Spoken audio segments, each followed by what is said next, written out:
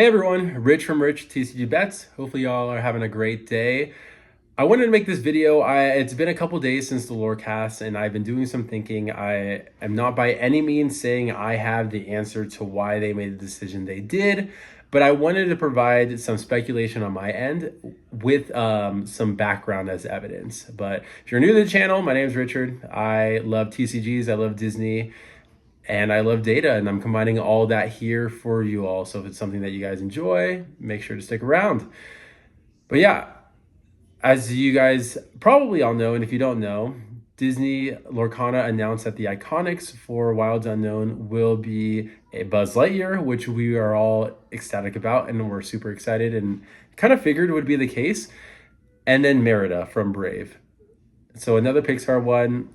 There are definitely some mixed reactions. I really like the artwork of the card. I think it looks better than the Buzz Lightyear, but 10 out of 10 times I would much rather have the Buzz Lightyear. But that's just my bias and preference of Toy Story. And that's kind of why I wanted to make this video. Is a lot of us have a lot of bias and preferences, and it clearly has showed with like the chat on Twitch with the Lorecast, a lot of the YouTube comments I've been seeing in my channel and other people's channels discussing Wilds Unknown. And I wanted to provide some data into like maybe why Lorcana and Disney made this decision. So let me pull up this. And if you watch any Pokemon at all, you've heard this number that Pokemon is the biggest IP, and that is true. But I wanted to provide like who is like behind it. And so pulling up this image right here that I've put together. If you want to use it, feel free to. Just make sure you credit me, I guess. Maybe I should have put a watermark. Anyways, Pokemon is the number one IP at $115 billion. But here is the top 30, and I put in all the amounts in the billions right there. And so you've got a lot of Disney ones. Hello Kitty sticks out. That makes sense. It's really big in Japan. Ones that have been around forever, like Looney Tunes, Teenage Mutant Ninja Turtles, Barbie, and then you've got some like random ones that like I would not have expected Dora the Explorer to be so have gained so much revenue from their media, but good for you, Dora. Hopefully, what is it? Swiper, there we go. Swiper doesn't swipe any of that. I did not grow up with Dora, so it took a bit to register. But if I'm gonna go to my next image here, I highlighted in green everything that is Disney and Pixar like originated. So like it was built from Disney and Pixar. The ones in orange, Marvel, Spider-Man, and Avengers. Disney later bought like Marvel Studios, and they own some of Spider-Man. Sony owns the other half, so you can count that if you want. But out of the 30 highest media IPs, 1, 2, 3, 4, 5, 6, 7, 8, 9, 10 of them are like belong to Disney. And if you want to get more specific, 7 of the 30 are Disney like studios or Pixar like originals.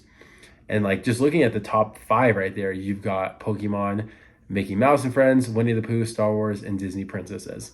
And so, yes, Pokemon is the biggest IP, but it's because it's not broken out by anything except for Pokemon. Like it's not Kanto IP or Johto IP, it's Sinnoh, etc. like that. It's just everything.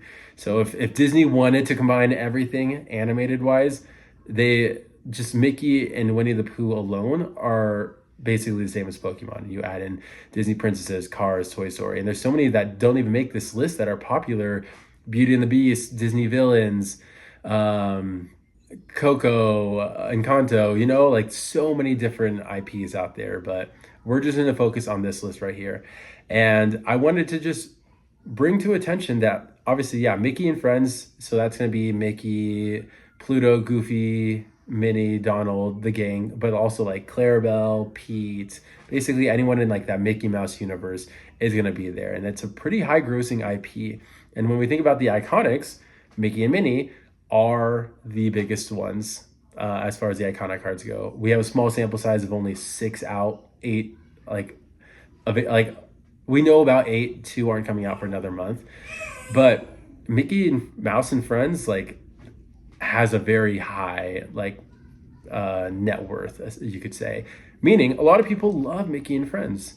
The one underneath it, Winnie the Pooh, a lot of people love Winnie the Pooh. You see like the Pooh Honey Wizard is exploding in prices, and the Eeyore Enchanted from Winter Spell is blowing up. All the other like Piglet and Tigger enchanteds from previous sets are also exploding, and it's because people love Winnie the Pooh. It's not, yes, it's probably somewhat market manipulation, but at the end of the day, people love those characters. And when everyone has eyes on Lorcana and these amazing cards and artworks, people are going to want them because they love the fans and these they love the IPs, and these numbers prove it. But at number 5, we have Disney princesses. So what is the Disney princess IP? So we have this list of Disney princesses. Funny enough, like Elsa's not in there. Like I think people think that, but it's not. You have Moana, Jasmine from Aladdin, Rapunzel from Tangled, Snow White, Mulan, Aurora from Sleeping Beauty, Cinderella, Pocahontas, Tiana from Princess and the Frog, Belle, Ariel, Merida, and Raya. And we've seen all of these cards get enchanted, at least one enchanted. A lot of these have had multiple enchanteds, and some have had iconics, which is pretty interesting. If we take a look at every iconic that has been out, I'm not including Hades because Hades is part of like Hercules or Disney Villains, and that's a small IP. It was like about 5 or 5.5 billion from what I saw online. So it doesn't quite make the top 30, but still doing pretty good. I'd be okay with 5.5 billion. But you see 4 of the 8 iconics have fallen under that Disney princess IP. 2 have fallen under Mickey Mouse, and only 1 has fallen under Toy Story so far. And so 7 of the 8 iconics are part of the 30 highest media franchise IPs in the world. Like, what else do we have to say? Like, this makes sense. Merida falls under Disney Princess. Disney Princess attracts so many people. It makes sense to make a card for that. And yes, we're sad that there's no Woody and Buzz, or like Buzz and an Incredibles IP. But if you think about it, they're in it for making money. Disney, they want to attract the biggest audience, and then on the Lorcana side, they're in it to bring in more players. And so if you have a card like Merida that falls under the Disney Princess IP, and then Buzz that falls into Toy Story, or like that's going to gather 2 different audiences and widen that net as far as trying to capture people for their player base. There's so many little boys that are wanting the Buzz Lightyear. I mean, there's adult boys, like myself. But like, I mean, just think about my 3 boys. They love Toy Story. They love everything about it. I don't have any girls, but I imagine girls that are wanting to get into Lorcana or like the arts are going to want to collect the Disney princesses. That seems pretty obvious. Like, you can call it sexist, whatever. But like, I know my nieces, I wouldn't say they like Lorcana, but I've seen Lorcana cards at their house. And if I was a betting man, I would bet that they want the Disney princesses as their main cards. So I just wanted to share this data. It makes a lot more sense why Merida was selected. As much as we like it or don't like it, that's just the case. And at the end of the day, it's the best business decision. And to me, the best decision to capture a wider audience to focus on Lorcana. So let me know your thoughts if you agree with this or not. Again, this is all speculation. Like, I'm not being told by someone from Ravensburger that, hey, this is why we chose Lorcana. But or why we chose Merida. But after thinking about it for just a couple of days, like, to me, this makes so much sense. So let me know your thoughts. Until then, I'll see you all in the next video.